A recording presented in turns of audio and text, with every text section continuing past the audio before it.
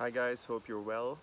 Today I'd like to speak to you about a very important topic that all starseeds must know, and that is about starseed contracts. So in this video we're going to start off by discussing what exactly is a starseed for those of you who are not familiar with that concept. Why are starseeds incarnating on planet Earth right now in mass numbers? And what is the contract that starseeds have taken on before incarnating on this planet? Starseeds are basically souls who've incarnated on planet Earth who do not originate from this solar system. And currently there are many souls who are incarnating on planet Earth from the Pleiades star system, from Sirius and Orion star systems, and there's numerous star systems in our galaxy that I could not even begin to name. So I myself have recollections of my past lives from Sirius B, from Pleiades, and many starseeds who are here are from incarnating from very advanced civilizations that have existed for millions and sometimes even billions of years. And these advanced souls heard the call. They came to planet Earth to assist this planet. As we're aware, this Earth is one of the planets afflicted with the highest amount of darkness in this universe, and Earth sent out a call to all the starseeds of our galaxy, to whoever would volunteer to come and assist. And many starseeds heard the call, and they're now incarnating in mass numbers. So the first thing that happens with starseeds, as with all souls that incarnate on this planet, is that we forget who we are. So some of the common traits of starseeds are that we feel very isolated. We feel like a longing to go home. We feel like we do not belong here, and that we are not used to the harshness of the planet. Like, if you've ever wondered like why people are so harsh and so rude and abrasive on planet Earth, and you're used to being spoken to in a very loving, gentle, kind, compassionate manner, then you're most likely a starseed. And there are many other traits that identify starseeds as well. So starseeds are usually very intuitive and empathic. We usually awaken at some point in the middle of our life, and we activate our psychic abilities. We regain our past life memories very quickly, and we suddenly have this knowing, this inner knowing after awakening, that we do not belong on this planet. Well, we belong on this planet now that we're here, but we're not originally from this planet. And there's this sense of isolation. There's also this sense of feeling everybody's pain, because we're so empathic.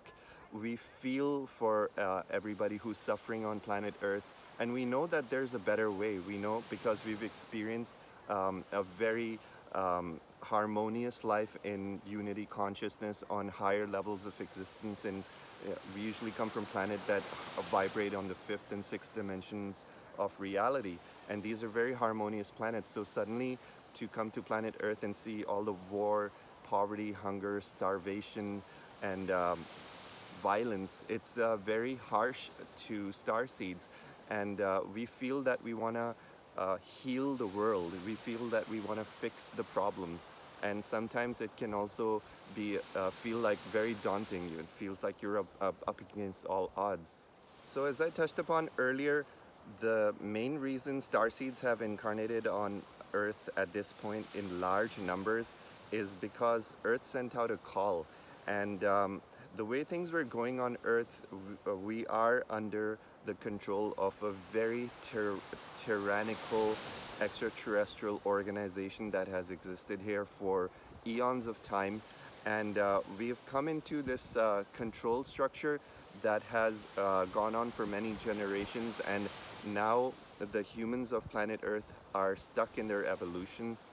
We're being disempowered on many levels.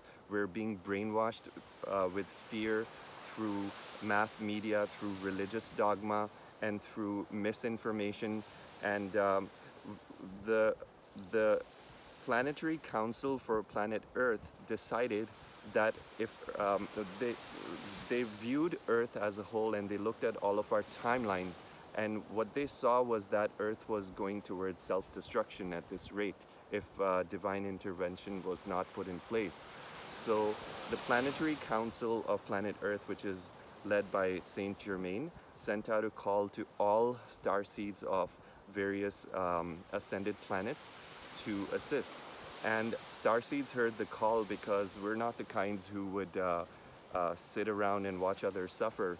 When our brothers and sisters need our help, we let go of our convenience, we let go of our families, we let go of our extremely abundant and loving lifestyles, and we decide to jump right in. We roll up our sleeves and we get to work. So at this point, 80% of the population of Earth is currently composed of starseed souls, and these are all souls from very high ascended planets like Sirius, Pleiades, and so on.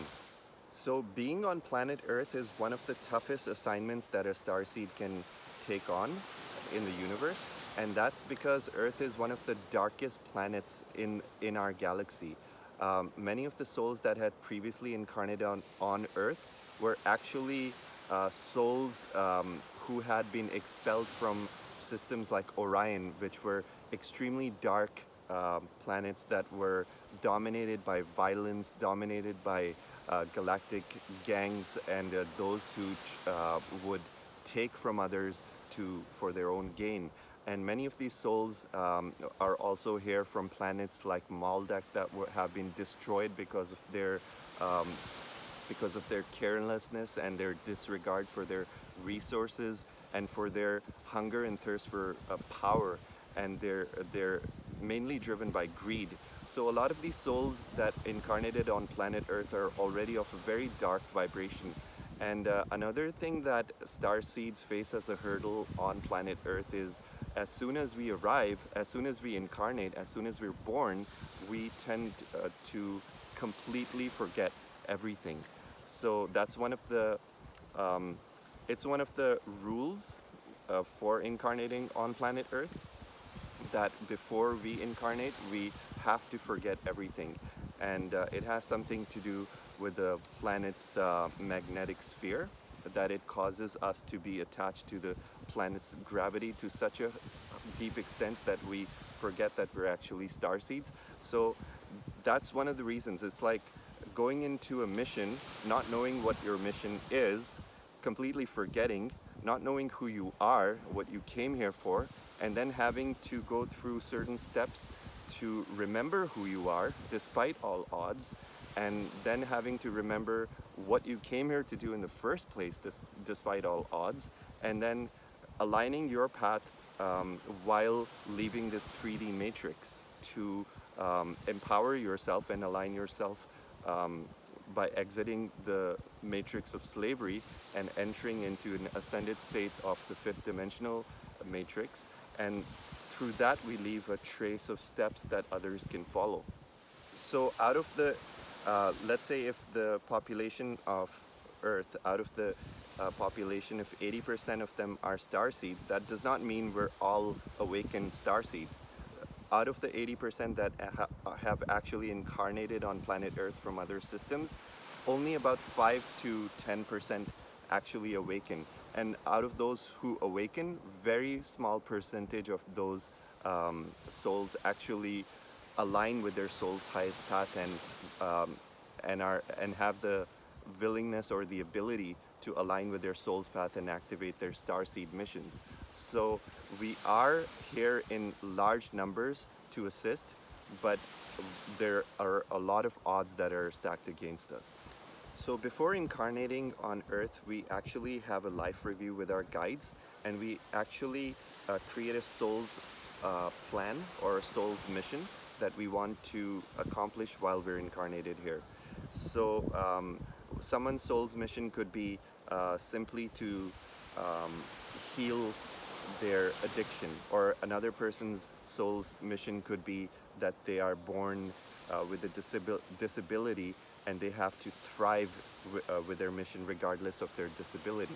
So a lot of people who are born with diseases, a lot of us who go through certain traumas our this is all part of our pre-agreed soul's plan. So the first thing that we agree to is to take on part of the karma for planet Earth as starseeds, and it is our divine gift that we give to humanity to take on part of the karma and to heal it while being embodied in the veil of forgetfulness as a human being. And these kind of karma that we take on are of an extreme nature. It can be as brutal as being raped, tortured, burnt at the stake, um, being being disavowed from your village and starving to death, and many such scenarios which we all have past life recollection of. And many starseeds, for this reason, are also in immense fear, and we fear being seen or noticed, and we keep our energy small because we have been through so much trauma in the past that we don't wish for others to notice us, so we keep our energy small. So we begin to entangle ourselves in Earth's karma, and from there on, we ourselves sometimes become abusers. We spend many lifetimes on planet Earth as abusers, as victims, and we go through so much hardship on planet Earth, and all of us who are starseeds have recollections of past lives where we've endured so much pain and suffering. So at one point in our Earth experience, when we have accumulated enough karma and Earth experience, our higher self indicates to us that it's time for us to wake up and go through a spiritual awakening and start remembering why we came here. At that point, some sort of midlife crisis occurs that suddenly shocks us and causes us to pause and question everything about our reality. And for starseeds, it's relatively easier than for earthbound souls to awaken, because we have awakened and ascended many times over in our past experience, so it's already residing in our cellular memory. So some event in our life, like an accident or a divorce or an illness, can trigger us to really start to pause and ask why things are taking place the way they are, what is out of alignment with my life, um, why did I manifest this accident, disease, or illness? And you begin to suddenly get your guidance system activated, and you start listening to this inner voice, which is the voice of your higher self and your guides, which suddenly begins to help you remember who you really are and why you came here. And if you actually take these clues and signs seriously, many people just ignore these signs and move on. And that's one of the reasons starseeds stay stuck and become stuck in Earth karma, which is also a very real risk. However, in the cases which are most fortunate, we begin to remember who we really are, and we begin to activate our spiritual gifts and abilities, and we begin to remember why we came here. And that begins our healing process. It begins our healing journey. And that is truly the gift that we came to give planet Earth. Through our healing process, through healing the illness or accident or whatever challenge that we took on, um, we have to create a map in the consciousness of this planet to uh, you may have heard the saying that when you heal yourself, you're healing everybody else. That's exactly true. And you do this by creating a map in the consciousness of your healing path, and whatever steps you take to heal within, you send that as a template into the collective, and it becomes easier for other people to pick up that template. So you might have heard of the 100th monkey effect. It's exactly it works the same way. When you perform an action and you perfect it, it becomes easier for someone else on this planet to pick up from your discoveries, from your findings, from your healing journey, from your wins and losses, and it creates a template invisibly into the 5D grid of that's surrounding our planet, and it makes it easier for others to follow the same template. And that is the gift that starseeds give to planet Earth. And many starseeds come to planet Earth, just activate their karma, they go through their healing process, and they complete their missions, and they ascend and go back to their home planet.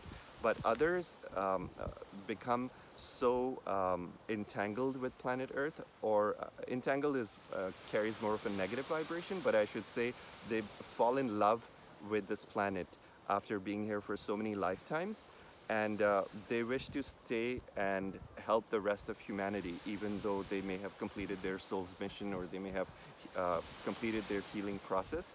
So many star seeds beyond their soul's mission choose to stay and spread the knowledge of how to ascend, and spread the knowledge of spirituality, and show others the way. So my intention for this message was to help you remember. If this message is resonating with you, then you are most likely falling into the category which is described here. You're most likely a star seed, and I hope that this message triggers an awakening within you, or hopefully you're already an awakened soul who's happily journeying on your path of ascension. And I hold so much love and respect for all my starseed brothers and sisters who are doing this important work. Planet Earth really needs all the help and assistance we can get. And remember that there's no task too big or small to assist this planet. It's simply a matter of holding the vibration of love in our hearts, and always focusing on love, always focusing on unity, always focusing on letting go of all of our judgments, letting go of our blames, letting go of our victim mentality, and really taking back our power and leading through example. We're not here to preach some hypothetical knowledge that we've learned in books. We're not here to regurgitate information. We're here to live and lead by example. So lead by your example, lead by living in your divinity. Rather focus on your own life and your own joy. And through creating your own joy and by following your soul's highest bliss, you are in fact helping so many people on this planet just by being who you are. Just by being in your joy, just by being in your happiness, you're doing such a great service by being here on planet Earth. And starseeds, wherever they go and wherever they are such a huge blessing for this planet. So remember who you are, remember how special you are, remember how much training you went through, remember what a big price you've paid to be here. And we only get one shot at this, so let's give it the best shot we've got. I love you guys so much, and until next time, take care.